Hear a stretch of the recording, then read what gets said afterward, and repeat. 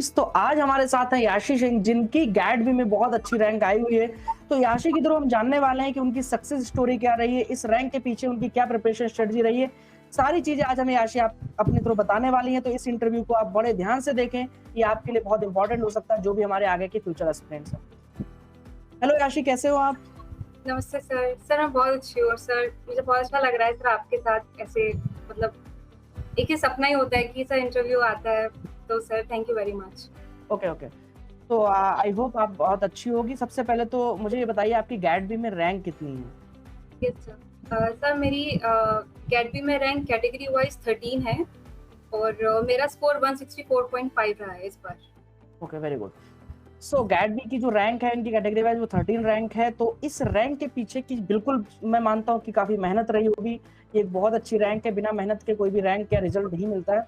तो वो मेहनत के पीछे की स्ट्रेटजी क्या थी, वो सारी चीजें हम याशी के थ्रू आज जानने वाले हैं। सबसे पहले तो कांग्रेचुलेशन याशी, आपको मेरी तरफ से और आईएफएस की पूरी टीम की तरफ से आप बहुत सारी आपको बधाई अभी के लिए और आपके फ्यूचर के लिए। तो सबसे पहले मैं आपसे ये जानना चाहता हूँ, मेरा पहला सवाल हमेशा स्टूडेंट से यही रहता है कि मैं भी कभी स्टूडेंट था। तो हम जब स्टूडेंट होते हैं, हम एग्जाम दे के आते हैं, राइट?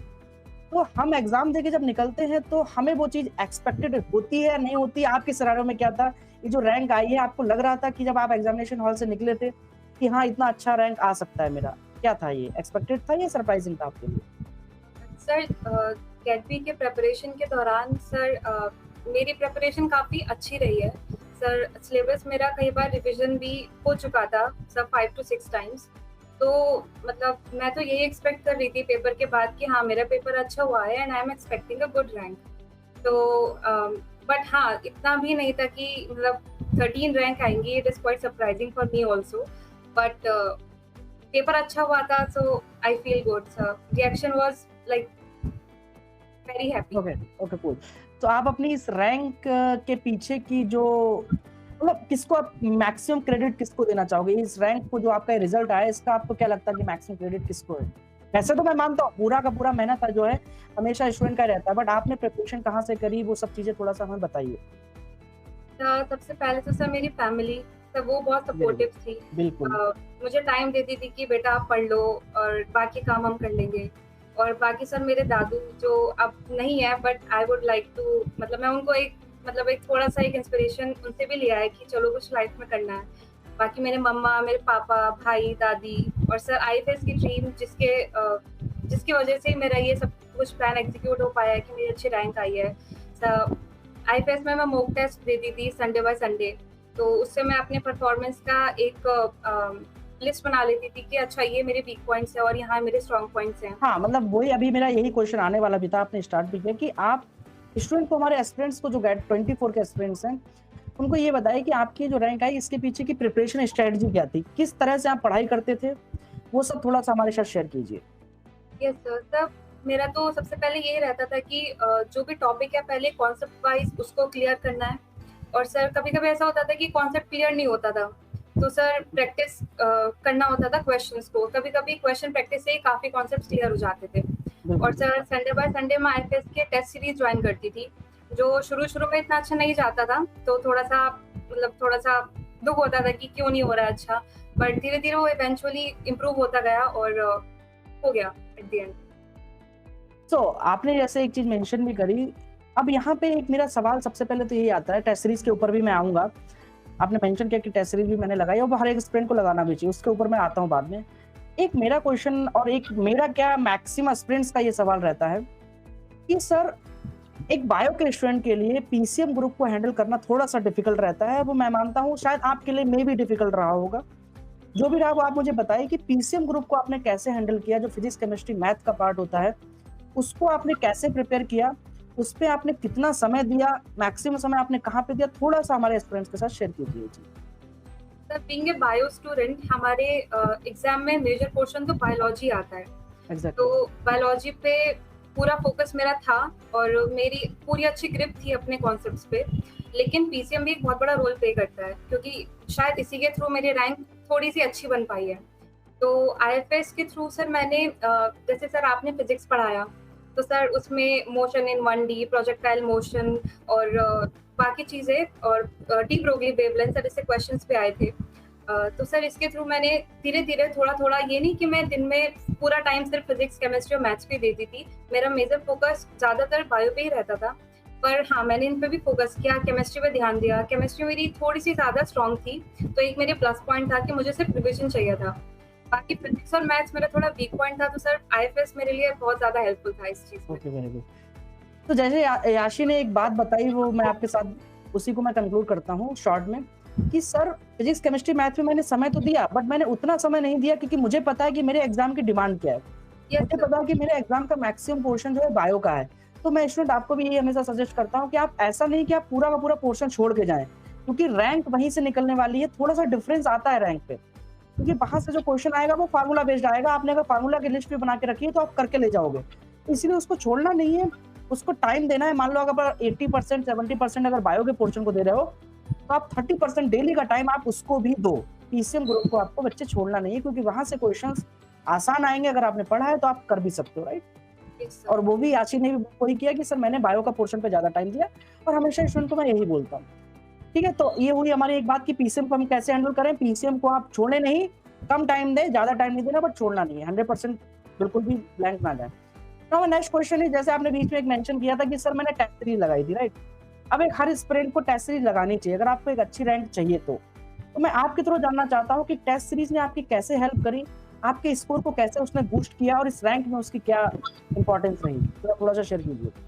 सर सबसे पहले जब शुरू-शुरू में टेस्ट सीरीज़ अटेम्प्ट की थी, तो एज़ यूजुअल स्कोर इतना अच्छा नहीं आया था, क्योंकि वो राइट, थोड़ा-सा लाइक सिलेबस वाइज़ थोड़ा-सा वो एक लेवल अप होता है। बट स्टार्टिंग में ऐसा ही होता है। हाँ, हुँ, but it will definitely boost your confidence कि चलो ठीक है, आपने एक लेवल ऊपर कम से कम इतने सोचा तो कि आप ये क्वेश्चन सॉल्व कर पा रहे हो थोड़ा-सा भी।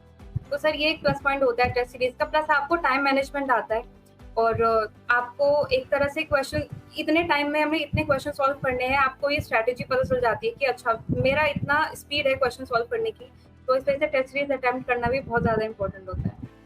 राइट। उन्होंने बोला कि सर स्ट्रैटेजी, मैं हमेशा आपको यही बोलता हूँ कि एक स्ट्रैटेजी मिलेगी। दूसरी चीज़ सबसे अच्छी बात है कि हम अपने आप को एनालाइज़ कैसे करें।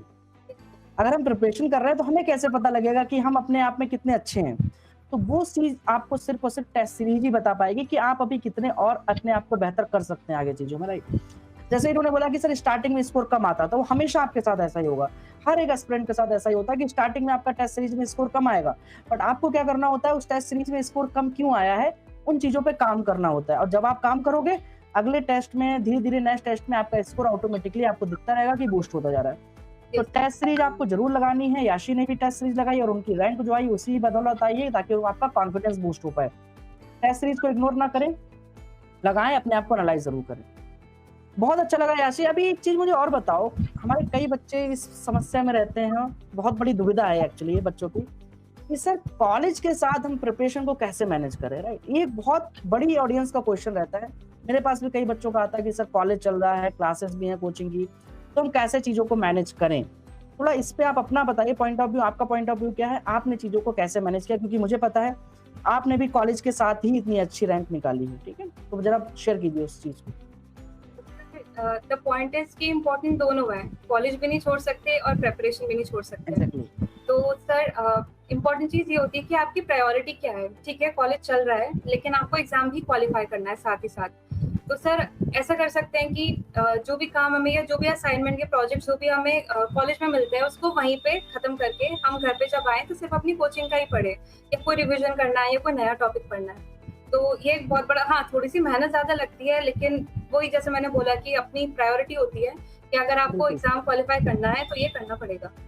बिल्कुल, ये चीज़ जैसे होती है। याशी ने बोला मेहनत लगती है। भाई मेहनत तो करनी पड़ेगी, और इतनी अच्छी रैंक लाने के लिए एग्ज़ाम हर कोई दे रहा है, हर किसी का रैंक नहीं आ रहा है। रैंक उसी का आ रहा है जो डिफरेंस क्रिएट कर पा रहा है उस चीज़ में, जो मेहनत कर रहा है और मेहनत के साथ-साथ ही स्मार्ट स्टडी भी कर रहा है, ठीक है?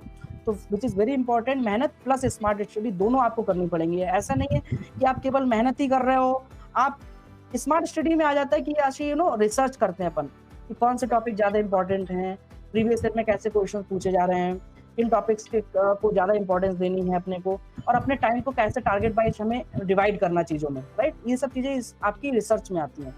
तो इन सब चीज़ों को ज़रूर फॉलो करें। कॉलेज के साथ ही सारे स्टूडेंट निकालते हैं, याशी ने भी कॉलेज के साथ ही इतना अच्छा रैंक निकाला है, अगर ये कर सकती हैं, तो आप लोग भी कर सकते हो। इसलिए ये एक्सक्यूज़ कभी नहीं आना चाहिए कि सर मेरा कॉलेज है इसलिए मुझसे नहीं हो पाया, ठीक है? आपकी प्रायोरिटी आपको पता होनी चाहिए कि प्रायोरिटी क्या है। नाउ नेक्स्ट क्वेश्चन इज़ याशी कि अगर आज के टाइम पे तुमको भी पता है, मेरे को भी पता है, हर किसी को पता है कि रील्स का ज़माना है, ठीक है? अब इस रील्स के ज़माने में रील का एडिक्शन बहुत गंदा है।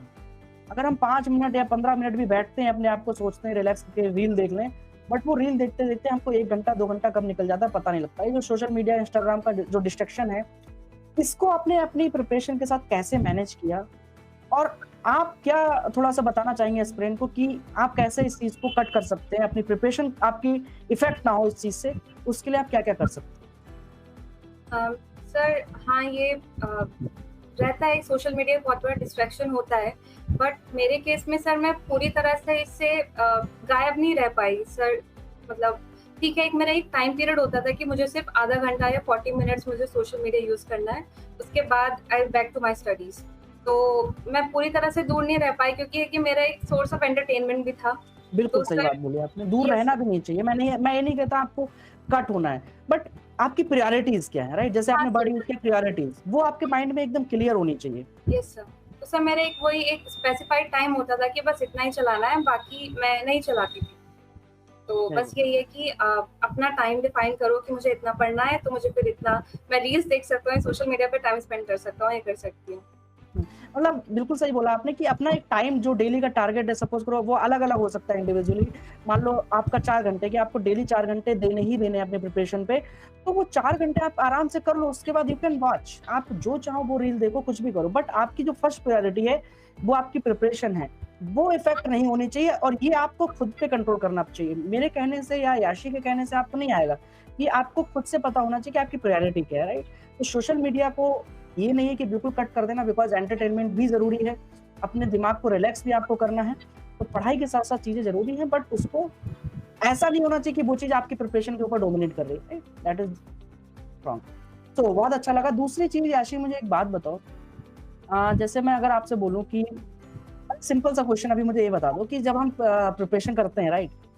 प्रिपरेशन के दौरान ऐसा तो है नहीं कि हम केवल पढ़ाई पे ही फ़ोकस कर रहे हैं, आपकी कई सारी और भी हॉबीज़ रही होंगी, जो आप जब पढ़ाई से बोर हो जाते होंगे, जब पढ़ने का मन नहीं कर रहा होता होगा, तो आपने क्या किया होगा उन हॉबीज़ को लाइक किसी की बुक्स पढ़ना हो सकती है, तो आपकी क्या-क्या हॉबीज़ रही हैं? आप अपना फ्री टाइम कैसे स्पेंड करते थे पढ़ाई के अलावा? सर बुक्स तो sir like personally I am not a book reading person, तो ऐसे नॉवल वगैरह बुक्स वगैरह सब मेरे से नहीं पढ़ी जाती हैं। तो सर इसके अलावा मेरा सबसे अच्छा टाइम पास होता था जब पढ़ाई से मन नहीं लगता था मेरा, तो गाने सुनना। सर मैं अच्छे गाने गा भी लेती हूँ। सर डांस करना और सर पेंटिंग करना और सर खाना बनाना। Okay, very good. तो ये हॉबीज़ आप साथ-साथ में अपनी इनको भी करते रहे बच्चे?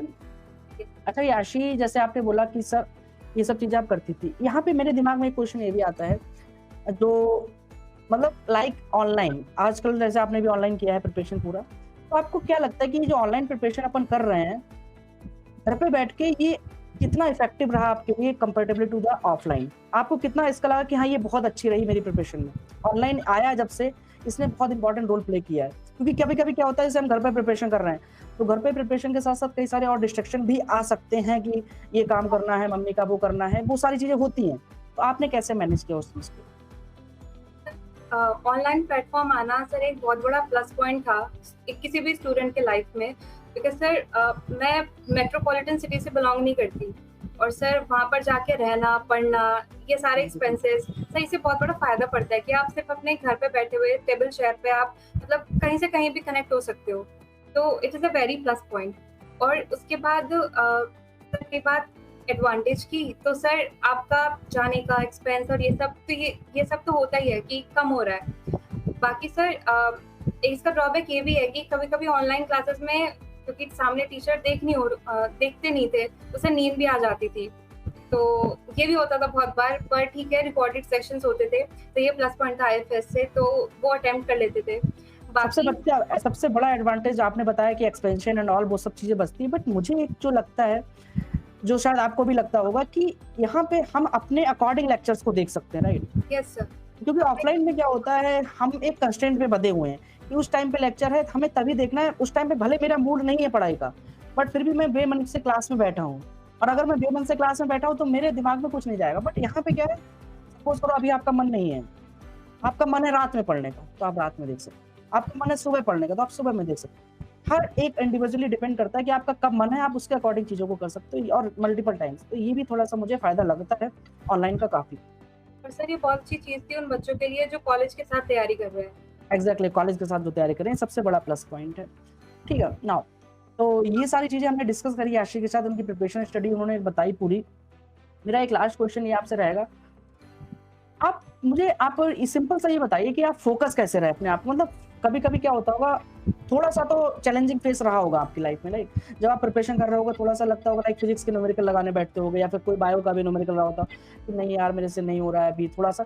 तो जब वो फेस आता था, डाउन फेस आता था, तो आप अपने आप को कैसे पॉज़िटिव रखती थी? क्योंकि कभी-कभी क्या होता है, बच्चे इस चीज़ में आके थोड़ा-सा मान लेते हैं कि नहीं अब मुझसे नहीं होगा, अब मेरा तो निकलेगा ही नहीं, मैं बहुत एवरेज स्टूडेंट, इस तरह का सोच उनके दिमाग में आता है। तो वो अपने आप को पॉजिटिविटी कैसे लेके आएँ जब तक हमारा एग्ज़ाम ना हो जाए ड्यूरिंग द प्रिपरेशन, वो पॉजिटिविटी कैसे बनी रहे? आपने वो कैसे मैनेज करी? सर सबसे पहले मैं सर ये बताना चाहूँगी sir, I am also an average student. तो शुरू ओके, से मैं टॉपर नहीं रही हूँ। तो लाइक धीरे-धीरे मुझे टाइम लगता है चीज़ों को लाइक मेमोराइज़ करने में या समझने में। तो मुझे मेरी वीकनेस और मेरी स्ट्रॉन्ग पॉइंट्स पता हैं, तो मैं उन पे ज़्यादातर काम करती हूँ। और रही बात सर मतलब डीमोटिवेट होने की, तो बिल्कुल सर मैं हुई हूँ अपने प्रिपरेशन के दौरान। बट हाँ, आपको एक कॉस्ट चाहिए होता है कि आप ये चीज़ पढ़ क्यों रहे हो, कर क्यों रहे हो? एग्ज़ैक्टली बहुत बढ़िया बात बोली, इस पे मैं बोलने यस वाला सर। था। आप कंप्लीट करो आप फिर मैं करता हूँ। तो सर वही मेरा डिफाइंड था कि मुझे अच्छी जगह से अपना पोस्ट ग्रेजुएशन करना है, तो वो मेरा बहुत ही ज़्यादा क्लियर था। तो ये सारी चीज़ें फिर धीरे-धीरे फेड आउट होती चली गई कि देखा जाएगा जो होगा, you just have to prepare और आपका एग्ज़ाम अच्छा हो जाएगा, सब कुछ अच्छा हो जाएगा। इतना अपने आप को थोड़ा-सा बेवकूफ़ बनाना होता है सर। बिल्कुल बेवकूफ़ मतलब आपका बिल्कुल कहने का सही तरीका है कि इसने बोला याशी ने कि जो होगा देखा जाएगा। द पॉइंट इज़ इसके पीछे की एक सिंपल सी लाइन ये है कि आपके हाथ में जो चीज़ें नहीं है आप उसके बारे में मत सोचो। आपके हाथ में रिज़ल्ट क्या होगा या नहीं होगा आप इसके बारे में मत सोचो। आपके हाथ में है सिर्फ़ पढ़ाई करना, सिर्फ़ मेहनत करना, बस उस पे काम करो, चिल रहो। और इन्होंने एक बात ये भी बोली कि सर मैं अपनी स्ट्रेंथ और वीकनेस जानती थी, मैंने उस पे काम किया। तो आपको ये चीज़ें पता होनी चाहिए कि आपकी वीकनेस क्या है, आपकी स्ट्रेंथ क्या है। जब तक आप ये एनालाइज़ नहीं कर पाओगे तब तक आप प्रिपरेशन में आगे नहीं बढ़ पाओगे। जो वीक पॉइंट्स हैं आपको उन पे काम करना पड़ेगा, राइट? और ये भी एक एवरेज स्टूडेंट है और मैं तो ये मानता हूँ कि कोई भी एवरेज स्टूडेंट हो या एवरेज बिलो एवरेज भी है, वो भी कोई भी एग्ज़ाम निकाल सकता है अगर आपने अच्छे से मेहनत करके माइंड में ये सेट कर लिया कि आप क्यों प्रिपेयर कर रहे हो वो चीज़। आप कभी भी डिमोटिवेट नहीं होगे, अगर हो गए भी तो फिर से आप खड़े हो जाओगे। अगर आपके माइंड में ये क्लियर है कि आप प्रिपेयर कर क्यों रहे हो, आप गैट बी निकालना क्यों चाहते हो, वो चीज़ें आपके माइंड में बिल्कुल क्लियर होनी चाहिए। तो जैसे याशी के माइंड में भी क्लियर थी, याशी भी एक एवरेज स्टूडेंट रही हैं, ये भी बीच में डिमोटिवेट हुई बट उन्होंने अपने आप को पॉजिटिव रखा क्योंकि उन्हें उनका क्लैरिटी था कि वो क्यों करना चाहती हैं और उनका आज ये इतना अच्छा रैंक आया तो अगर ये कर सकती है तो बच्चे आप भी कर सकते हैं। So my last question and last question is क्या बोलूँ मैं आपसे यही कहूँगा कि लास्ट में सिर्फ ऑडियंस को आप क्या बताना चाहोगी? इन शॉर्ट एक क्या मैसेज देना चाहोगी हमारी ऑडियंस के लिए जो गैट बी के 24 के एस्पिरेंट हैं, जो फ्यूचर एस्पिरेंट आईआईटी के, उनके लिए आपका शॉर्ट में क्या मैसेज रहेगा? मेरा मैसेज ये रहेगा कि आप अपने प्रिपरेशन के दौरान ऑनेस्टी दिखाओ और कॉन्फिडेंस रखो और कंसिस्टेंसी रखो। ये नहीं कि आपने शुरू के 5 दिन बहुत कम पढ़ा और फिर एकदम से बहुत ज़्यादा पढ़ना शुरू कर दिया, फिर कुछ भी नहीं पढ़ा, तो ऐसा नहीं होना चाहिए। Consistency is very important. बाकी अप एंड डाउन्स आते हैं, आपको लगेगा कहीं न कहीं कि मैं नहीं कर पा रहा हूँ या नहीं कर पा रही हूँ। सबके साथ होता है, मेरे साथ भी हुआ है, but at the end of the day आप हो जाता है वो अपने आप, but just you have to believe in yourself. So this is that. तो मैं भी इसको कवर कर देता हूँ शॉर्ट में कि कंसिस्टेंस, राइट? यस जैसे सर, आशी ने बोला कि कंसिस्टेंट आपको इज़ ब्रेक नहीं लेना है। बेटा जब भी आप प्रिपरेशन कर रहे हो, जब से अभी से लेके जब तक आपका एग्ज़ाम नहीं हो जाता, आप भले कम पढ़ो, 3 घंटे ही पढ़ो बट आपको पढ़ते रहना है, धीरे-धीरे, धीरे-धीरे अपने टारगेट्स को कंप्लीट करते रहना है। ऐसा नहीं होना चाहिए एक दिन आप 4 घंटे पढ़ लिए, अगले 3 दिन आप गायब हो। तो वो एक बहुत तरीका गलत तरीका है जो आपको कभी भी सफल नहीं बनाएगा। तो ये बात हमेशा ध्यान रखना। सिंपल सा एक लास्ट क्वेश्चन है मेरा कि आप मुझे ये बताइए कि आपका फ्यूचर गोल क्या है आशी? आगे आप क्या करने वाले हो? आपका क्या इंटरेस्ट है आगे का? मुझे थोड़ा-सा बताइए। सर अभी आगे तो अब मेरा पीजी में एडमिशन हो जाएगा होपफुली अच्छी जगह। मुझे और लगता है आपका आईआईटीज़ में भी आपको आराम से मिल जाएगा इतनी अच्छी रैंक पे, लेट्स सी। मैं उम्मीद करता हूँ और मैं आपके लिए बहुत अच्छे मैं हमारी पूरी टीम आपको बधाई देती है और आपके लिए दुआएँ करती है। आप अच्छे से आगे जहाँ भी जाएँ आईआईटीज़ में या कहीं भी एडमिशन लें तो आप हमेशा अच्छा करें लाइफ़ में और आगे हमेशा बढ़ते रहें और आईएफएस को हमेशा याद रखें। सर मेरा फ्यूचर प्लान यही है कि अगर सब कुछ सही रहा लाइक फाइनेंशियली और मेंटली, तो I would definitely go for research, और बाकी सर जहाँ किस्मत लेके जाती है, बट हाँ अभी मेरा स्पेसिफाइड है कि अच्छा, रिसर्च के लिए ही सब करना अच्छा ही रहेगा, बस अच्छे से मेहनत से पढ़ते रहो, पॉज़िटिव रहो। बहुत अच्छा लगा याशी आपसे बात करने के लिए। Thank you so much. All the best for your career. है। Thank you thank so you much. Sir.